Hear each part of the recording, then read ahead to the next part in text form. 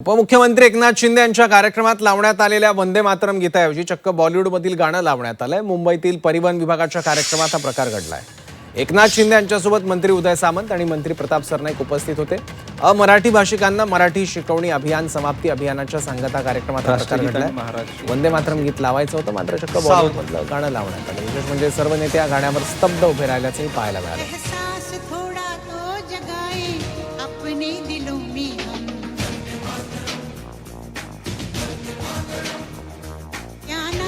आपलं जे सुरुवातीला वंदे मातरम झालं ते जे संसदेने मंजूर केलेलं मान्यता दिलेली कडवी नव्हती, थोडं गाणं होतं ते, तर ते पुढे संयोजकांनी यापुढे काळजी घ्यावी। वंदे मातरम जे आपलं संसदेत मंजूर झालेलं आहे त्याला मान्यता मिळाली आहे आणि तसंच वंदे मातरम प्रत्येक कार्यक्रमामध्ये आपण गायलं पाहिजे, हा आग्रह आपल्या सगळ्यांचाच असला पाहिजे। आणि म्हणून पुन्हा एकदा ते आपण संयोजकांनी ते काळजी घ्यावी।